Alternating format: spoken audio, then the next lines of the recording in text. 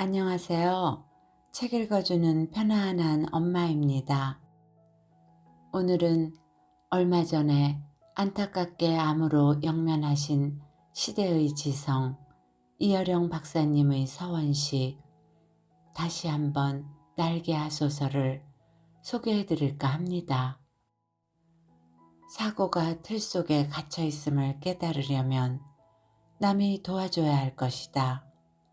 이 책은 그런 목적으로 쓰인 글이다.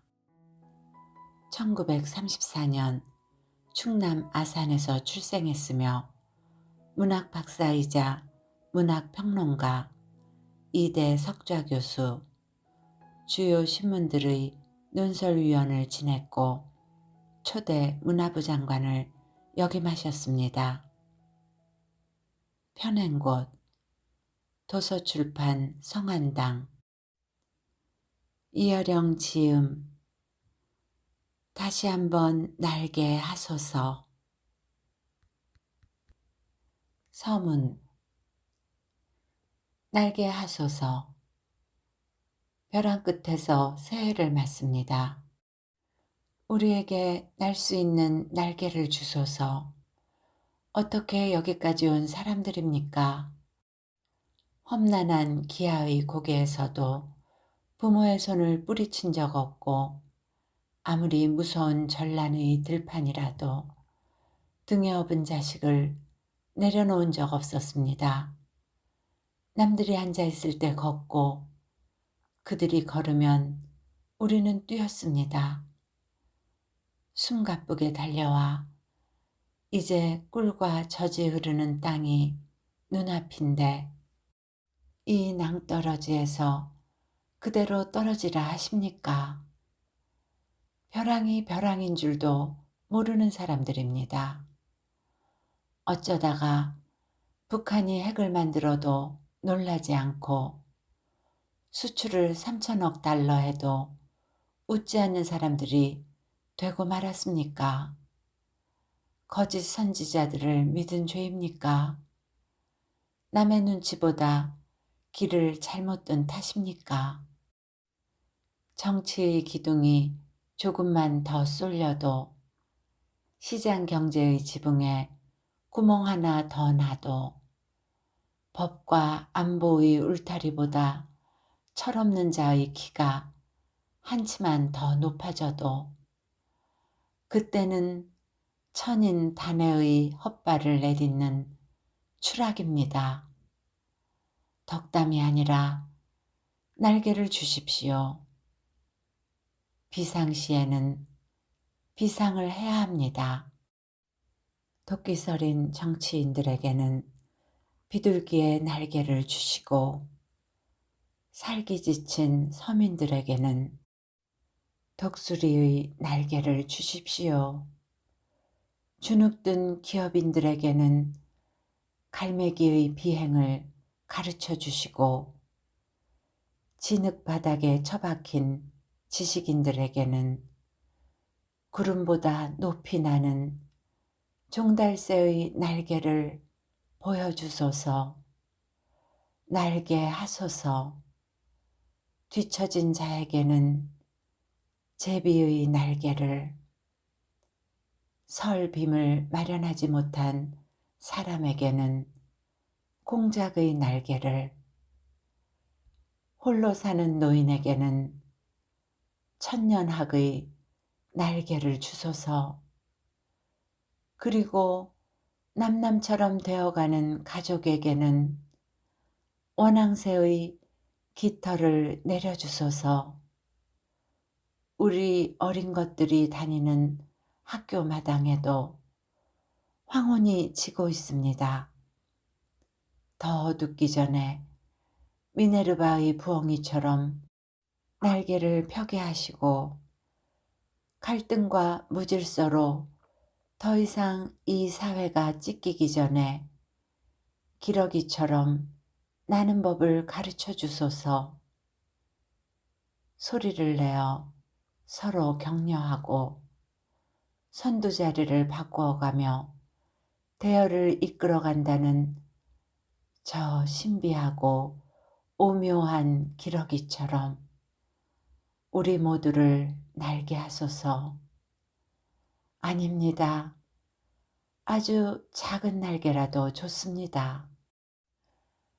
날자, 날자. 한 번만 더 날아보자꾸나. 지금 외치는 이들의 소원을 들어주소서. 은빛 날개를 펴고 새해의 눈부신 하늘로 날아오르는 경쾌한 비상의 시작. 벼랑 끝에서 날게 하소서. 홀로그램으로 시연한 죽은 나무 꽃 피우기. 이여령은 자신을 정보기술 IT의 문외한이라고 하지만 그의 이력서에는 IT와 관련된 것들이 많다. 2010년 유네스코 세계문화예술교육대회 조직위원장을 역임했을 당시 그는 홀로그램 기술을 이용해 개회식장에서 죽은 나무 꽃 피우기라는 공연을 선보였다. 홀로그램을 이용해 김덕수 외 4명이 북치고 장구치는 사물놀이를 하는 것처럼 보이게 한 공연이었다. 특히 마지막 장면이 압권이었다. 사물놀이패의 신명나는 장단에 맞춰 꽃이 만발하면서 관객석으로 꽃잎이 떨어지는 환상적인 장면은 큰 화제가 됐다. 한 저명한 참석자는 기고문을 통해서 마지막 장면에서 눈물을 흘렸다고 털어놨다.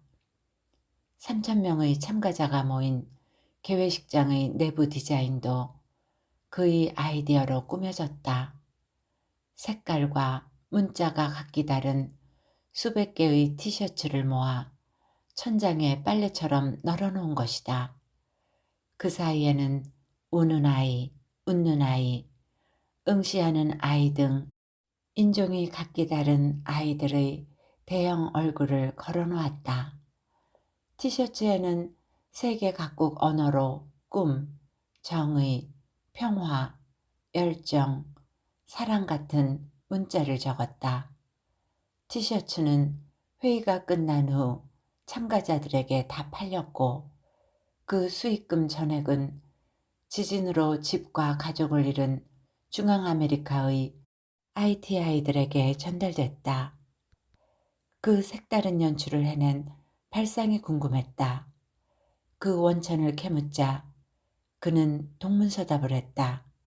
사실은 말야, 티셔츠보다 다른 걸 하고 싶었어. 그가 꺼낸 이야기는 전혀 다른 아이디어였다. 빛을 보지 못한 천의 빛깔로 빛나는 물고기 그물에 대한 이야기다.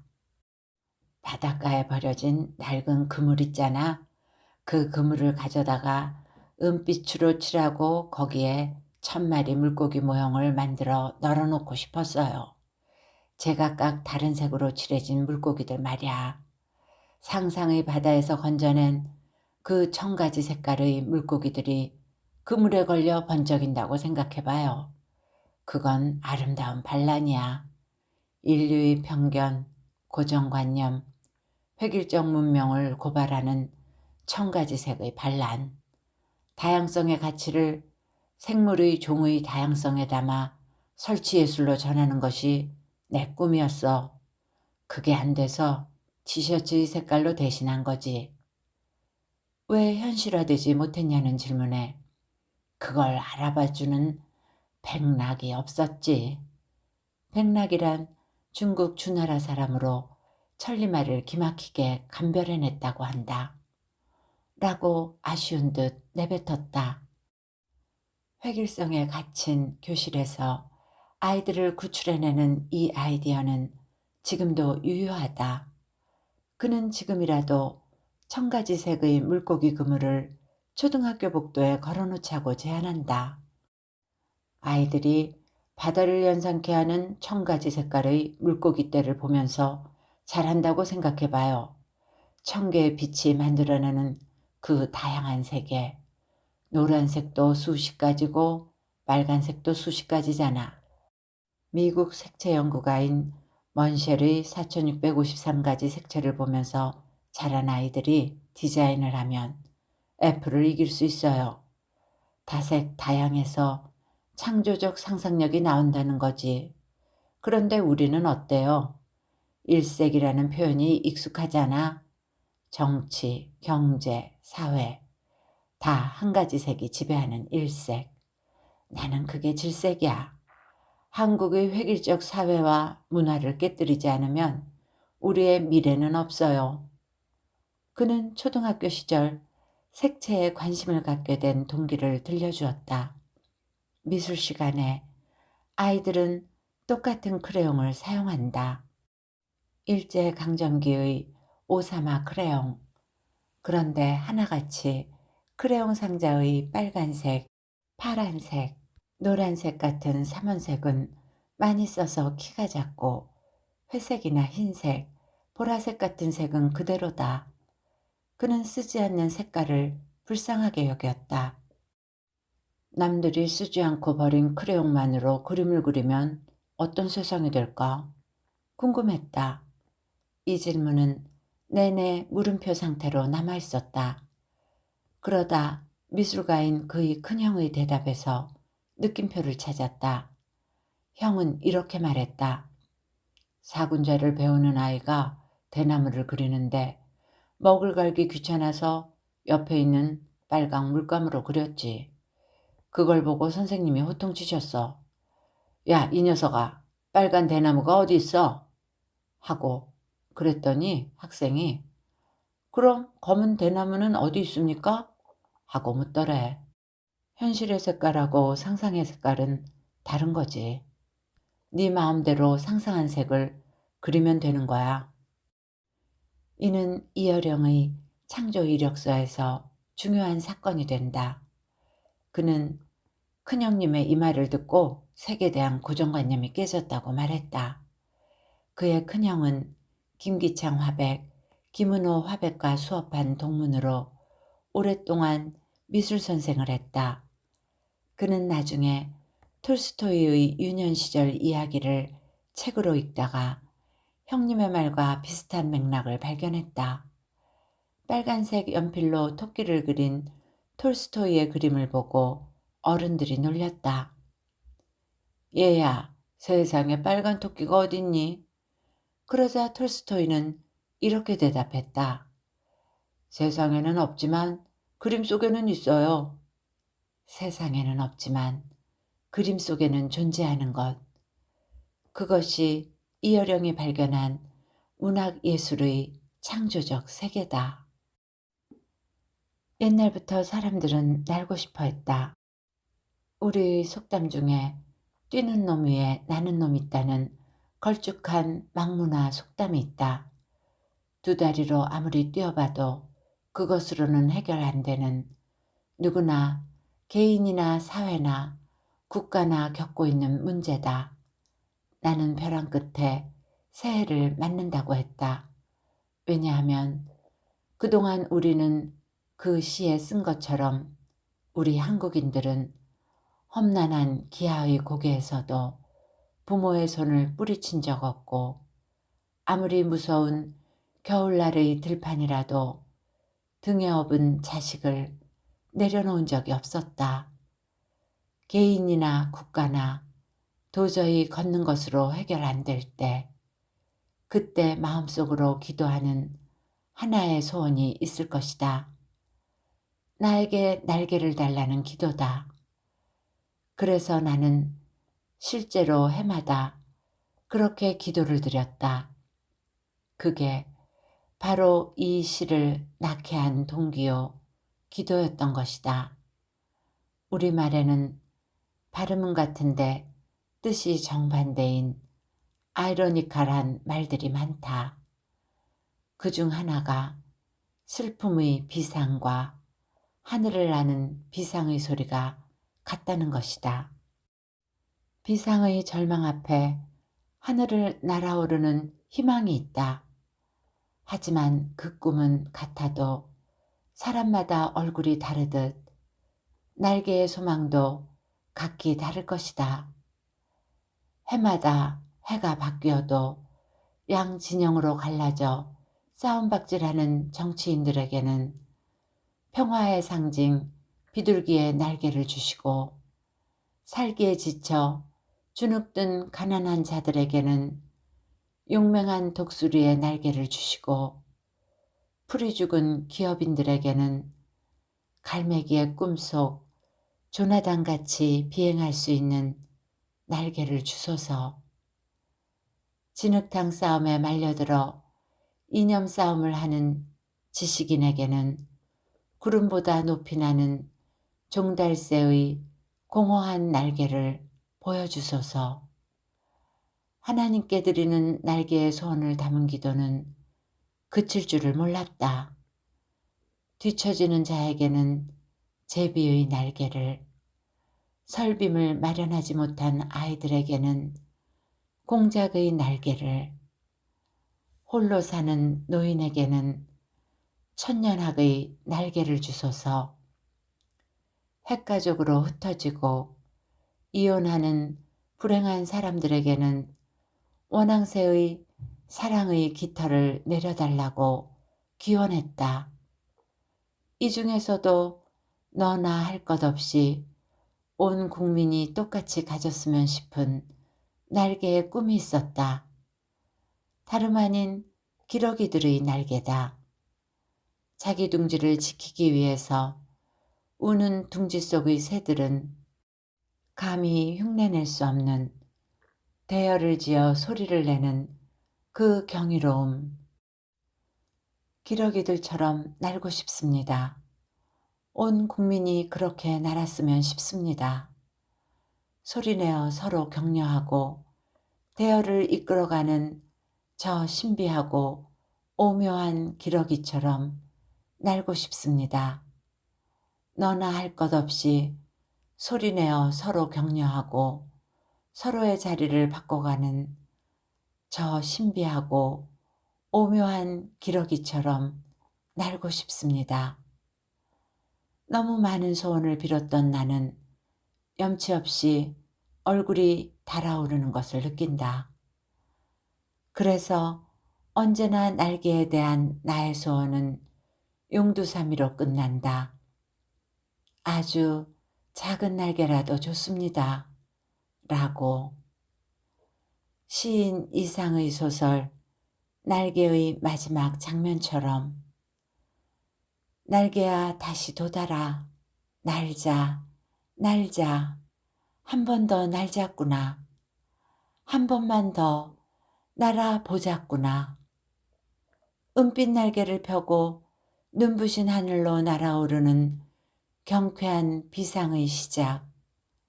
이 절망의 벼랑 끝에서 모든 사람이 함께 살아갈 날개 하나씩을 달아주소서.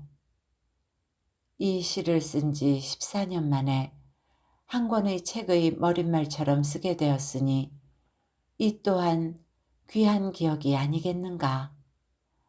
생각의 생각이 출간되자마자 출판사 사정으로 제대로 햇빛을 보지 못했다. 오랜 시간 묵혀두었던 내 아까운 작품들이 새해 소원 그대로 다시 한번 날개 하소서로 새 옷을 입고 날개를 달게 되어 마음이 가볍다. 이 날개의 반전의 반전, 드라마의 끝은 해피엔딩일까? 꼭 그러기를 원한다. 왜냐하면 생각의 생각에는 한국 문화의 원형들, 아키타이프가 실려있기 때문이다. 2022년 새해를 맞으며 읽기 전에 광부들은 어두운 지하갱에서 광석을 캔다. 그 중에는 다이아몬드처럼 찬란한 빛을 발하는 보석들도 있다. 땅속에 묻혀 있을 때에는 잡석과 다를 것이 없는 것들이다. 땅 밖으로 나왔을 때만이 비로소 보석들은 다른 돌과 구별된다. 우리가 무엇을 깊이 생각한다는 것은 바로 마음 깊숙이 숨어있는 생각을 캐낸다는 뜻이다. 깊이 생각한다는 뜻의 사자성어인 심사숙고라는 말에도 깊을 심자가 들어있다. 누구나 마음속에 생각의 보석을 지니고 있다. 다만 캐내지 않기 때문에 잠들어 있을 뿐이다. 아직도 우리 교육은 한 사람 한 사람의 마음속에 잠재해 있는 생각이나 능력을 밖으로 캐내기보다는 이미 만들어진 어떤 이념들을 머리와 가슴 속에 주입시키는 경우가 많다. 교육이 아니라 세뇌작용이다. 매일 아침 궁성요배를 하고 황국 신민의 맹서를 소리 높이 외치며 자란 나의 소년 시절을 생각하면 지금도 가위 눌릴 때가 있다.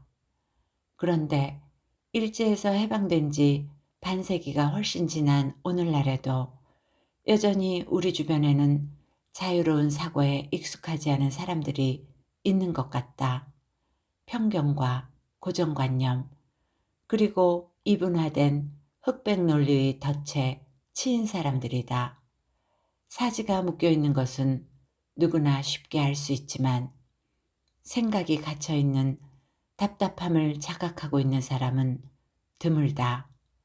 그렇기 때문에 자신의 사고를 가둔 사면의 벽을 인식하고 그것을 부수고 나오는 미국 드라마 프리즌 브레이크는 1인극이 되기 어렵다. 사고가 틀 속에 갇혀 있음을 깨달으려면 남이 도와줘야 할 것이다. 이 책은 그런 목적으로 쓰인 글이다. 벽을 넘는 방법. 360도 열린 초원에서 자유롭게 달릴 수 있는 가능성. 그리고 어두운 지하 갱으로 들어가 남들이 지금껏 보지 못한 빛의 원석을 캐내는 연장. 그런 일을 돕기 위해서 이 작은 책을 엮게 된 것이다. 그래서 책 이름도 그냥 생각이라고 달았었다. 읽는 사람에 따라서 생각이라는 단어에 앞과 뒤에 여러 가지 말들을 붙일 수 있을 것이다. 그것이 바로 사고의 자유가 아니겠는가. 본문은 think 하나, 흙과 디지털이 하나 되는 세상, think 둘, 종소리처럼 생각이 울려왔으면 think 셋, 우물에 빠진 당나귀처럼 think 넷, 뽀빠이와 낙타의 신화, think 다섯, 벽을 넘는 두 가지 방법, think 여섯, 세 마리 쥐의 변신, think 일곱, 미키마우스의 신발, think 여덟, 만리장성과 로마 가도, think 아홉, 당신은 정말 거북선을 아는가? think 열, 국물 문화의 포스트 모던적 발상, think 열하나, 전통 물건에 담긴 한국인 생각, think 열둘, 김치, 맛의 교양곡, think 열셋, 선비 생각이 상과 만나다로 되어 있습니다. 그 안에서 think 다섯, 벽을 넘는 두 가지 방법을 읽어드리겠습니다. 벽을 긁는 글, 그림, 그리움. 벽에 걸려있던 달력을 미로의 그림 달력으로 바꿨다. 그림 달력 하나로 방이 달라진다. 역시 회화는 벽에 의존한다. 벽이 없었으면 벽화는 물론이고 벽에 거는 초상화와 그 많은 그림은 존재할 수 없었을 것이다. 인간은 벽을 만들었다. 허허벌판에선 살 수 없었기 때문이다. 그러나 동시에 벽 속에서는 감옥이나 동굴에서처럼 살아갈 수 없다. 벽에 의지하고 벽에 반발하는 앰비벌런스, 모순에서 회화가 생겨난다. 그림은 벽에 뚫어놓은 마음의 창이기 때문이다. 창을 벽의 상처라고 말하듯 그림 또한 피가 흐르는 벽의 상처인 것이다. 동양의 족자와 병풍이 모두 그렇다. 사람들은 절벽 같은 공허의 벽을 견디지 못한다. 인도의 설화처럼 벽은 태양보다, 구름보다, 바람보다 강하다. 오직 날카로운 설치류, 쥐만이 구멍을 뚫을 수 있다. 벽은 바람을 막고 풍경을 도살한다. 눈을 가리고 신체를 묶는다. 벽에서 자유로워지기 위해 그곳에 구멍을 뚫으려면 날카롭고 빨리 자라는 송곳니가 필요한 것이다. 그리고 한밤의 어둠 속에서 갈고 갈근 색채와 선, 그리고 회화의 구도가 탄생한다. 그림은 그렇게 탄생한다. 단순한 상상이 아니다. 히랍의 전설에는 회화와 조각이 어떻게 탄생했는가를 밝힌 이야기가 있다. 어느 청년을 열애한 소녀가 그와의 이별을 앞두고 상심하여 눕는다. 소녀의 아버지는 그 청년의 여벌굴이 벽에 비치는 그림자를 따라 그 윤곽의 선을 그리고 색채를 칠한다. 그래서 이윽고 그 청년과 꼭 닮은 릴리프, 그러니까 그림과 조각의 중간인 부조가 생겨났다. 그림의 시원이 딸의 그리움을 달래기 위해 그림자를 그림으로, 조각으로 옮긴 것이라는 이야기는 상징적이라기보다 사실적으로 들린다. 벽을 긁는 것, 벽에 어리는 그림자, 그리고 벽 너머로 사라질 연인에 대한 그리움. 그렇다. 긁는 것, 그림자, 그림, 그리움 모두 비슷한 단어 아닌가. 히랍에만 있는 것이 아니다. 묵매가 처음 탄생한 전설도 그와 흡사하다. 달밤의 풍류를 즐기다 문득 달빛을 타고 창문에 어리는 매화와 그 나뭇가지의 그림자를 본다. 소쇠한 매화의 실루엣에 정신을 잃었다. 그 그림자를 남기기 위해 먹으로 그 그림자의 윤곽을 그대로 따라 그렸다. 그것이 바로 오늘 세한 사무나 사군자에서 보는 그 묵매의 시작이라는 것이다. 에스키모들은 얼음집에서 긴 겨울을 나기 위해 조각을 한다. 그것처럼 우리는 그림을 벽에 붙인다. 현대회화는 벽 장식으로부터 벗어나는 것이라고 전위적 비평가들은 목청을 높이지만 누가 뭐라고 해도 회화는 벽을 죽이기 위해 존재하는 인간 정신의 산물이다. 허공은 그림을 원하지 않는다. 그것 자체가 이미 회화요, 빛이요, 구도이기 때문이다. 벽이 있기에 시야를 가리는 밋밋한 차폐막이 있기에 그림을 붙인다. 붙인다기보다 뚫는다. 원시인의 동굴에서 알타미라 같은 벽화가 발견되는 것은 바로 그 동굴을 뚫어 들판의 짐승, 숲속의 사슴들에게 나아가려고 한 것이다. 그림을 붙이는 순간 그만큼의 벽은 사라진다. 오늘 낡은 달력을 떼고 미로의 달력을 붙여놓고 나서 원시인이 최초로 어두운 동굴에 벽화를 그려놓고 좋아했던 것처럼 그렇게 웃었다. 어원적으로도 그림이라는 말, 긁는다는 말, 그리고 글이라는 말, 그리고 그리움이라는 말, 그것은 같은 뿌리에서 나온 말이라고 한다. 따로 떨어져 불리던 그 말들이 하나의 초점으로 합쳐지면서 떼어낸 달력의 벽면 위에는 글과 그림과 그리움 같은 것들이 하나의 관자놀이처럼 뛴다. 아오모리의 벽화. 그림은 긁는다에서 나온 말이다. 그림은 그리움에서 나온 말이다. 그림은 글에서 나온 말이다.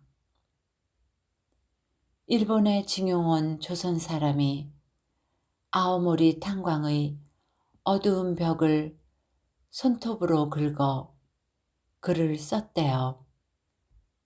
어머니 보고 싶어. 고향의 그리움이 글이 되고 그림이 되어 남의 땅 벽 위에 걸렸대요. 아이고 어쩌나 어머니 보고 싶어.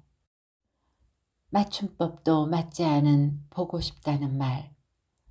한국말 싶어는 참을 수 없는 욕망의 언어. 배에 붙으면 먹고 싶어 배고프고, 귀에 붙으면 듣고 싶어 귀 고프고, 눈에 붙으면 보고 싶어 눈 고프고, 가슴에 붙으면 가슴 아파 가슴 고프고, 마음의 붓으로 그려바친 부처님 앞에 엎드린 이 몸은 보현 12가의 한 이두문자처럼 해독하기도 힘든 그리움이 된대요. 옛날 옛적 이 일본 땅에 끌려온 조선 청년이 탄광벽을 손톱으로 긁어 글을 썼대요. 어머니 보고 싶어. 그림은 긁는다에서 나온 말이다. 그림은 그리움에서 나온 말이다. 그림은 글에서 나온 말이다.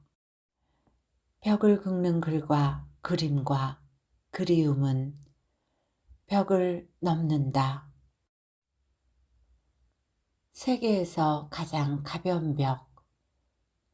나는 올림픽 개폐회식을 기획할 때에도 그 주제를 벽을 넘어서라고 했다. 정말 몇 년 뒤 베를린 장벽이 무너지고 철의 장막이 무너졌다. 서구 문화를 한마디로 요약한다면 그것은 벽의 문화라고 할 수 있다. 도시든 개인의 삶이든 모든 것이 두꺼운 벽을 기본으로 이루어진다. 서양의 폴리스 국가란 무엇인가?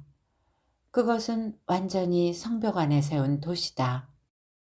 유럽은 섬이 아닌 대륙인데도 일찍부터 고층화가 이루어졌는데 성벽이라는 제한된 도시 안에서 살아왔기 때문이다.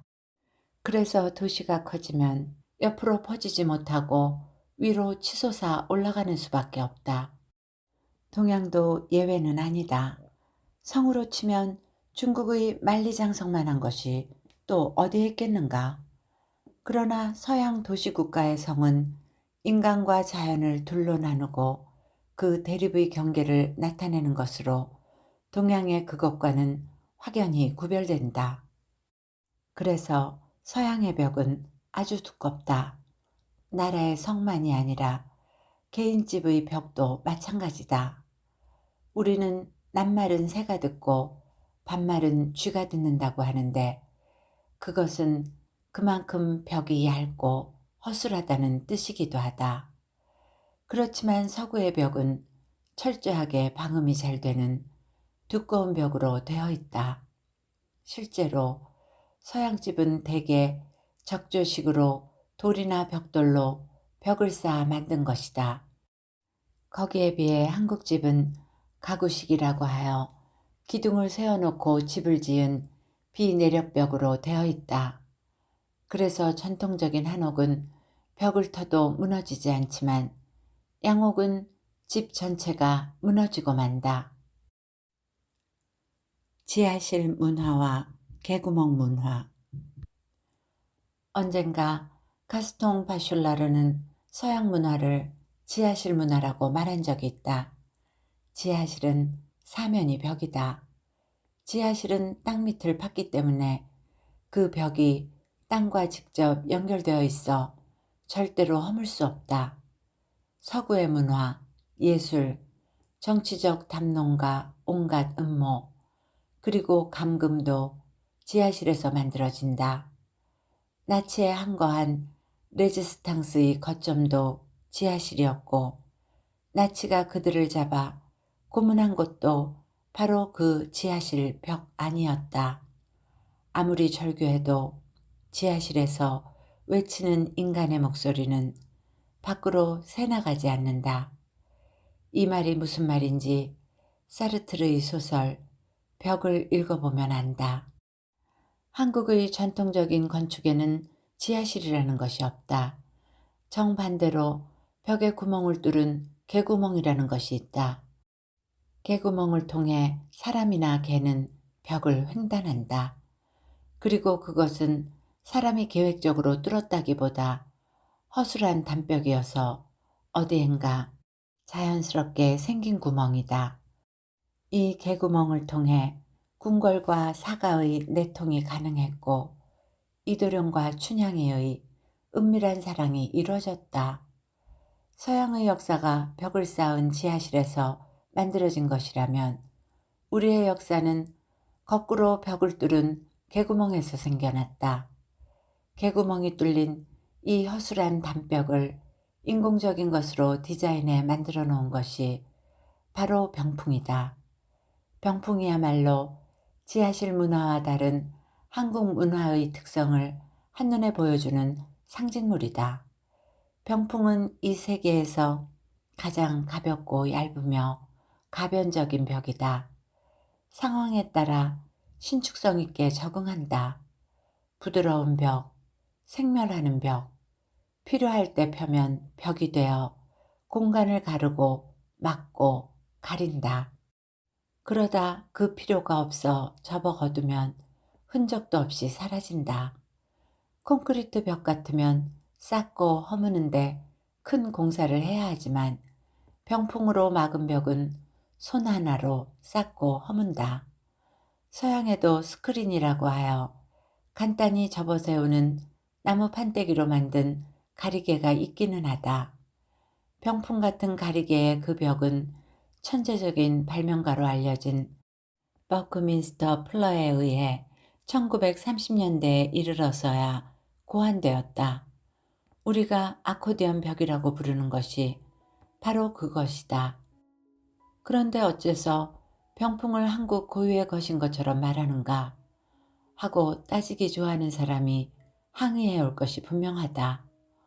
오히려 병풍은 중국이 종주국이고 일본에는 금병풍 같은 것도 있지 않은가. 그렇지만 일본도 알고 중국도 알고 있는 미국의 동양학자 맥쿤의 말을 들어보라. 이 지상에서 병풍을 가장 생활화하고 오늘날에도 가장 많이 쓰는 민족은 단연 한국이라고 말하지 않는가. 한국인이 처음 태어난 공간을 생각해보면 안다. 우리 선조들은 모두 병풍으로 둘러쳐진 산실에서 태어났다. 그러다 돌이 되면 또 병풍을 둘러치고 돌상을 받는다. 그러다 어른이 되어 결혼하게 되면 또 병풍을 둘러치고 의식을 올리고 첫날 밤도 병풍 안에서 치른다. 다 늙어 환갑이 되면 병풍을 둘러치고 잔치상을 받는다. 그러다 눈을 감고 세상을 떠날 때도 병풍으로 가려진다. 아니다. 죽고 난 뒤에도 병풍과의 인연을 끊지 못한다. 제삿날이 돌아오면 병풍 사이로 이승과 저승이 만난다. 이렇게 쉽게 세우고 허물 수 있는 벽을 만들어 견고하게 우리를 에워싸는 지하실 벽을 극복한다. 그것을 넘어 자유롭게 왕래한다. 화조나 문방구가 그려져 있는 아름다운 병풍이 너와 나를 가르고 인간과 자연을 분할하는 서구의 그 두꺼운 벽문화를 탈구축한다. 읽어드릴 부분은 여기까지입니다. 기러기들처럼 날고 싶습니다. 온 국민이 그렇게 날았으면 싶습니다. 소리내어 서로 격려하고 대열을 이끌어가는 저 신비하고 오묘한 기러기처럼 날고 싶습니다. 은빛 날개를 펴고 눈부신 하늘로 날아오르는 경쾌한 비상의 시작. 이 절망의 벼랑 끝에서 모든 사람이 함께 살아갈 날개 하나씩을 달아 주소서. 다시 한번 날게 하소서.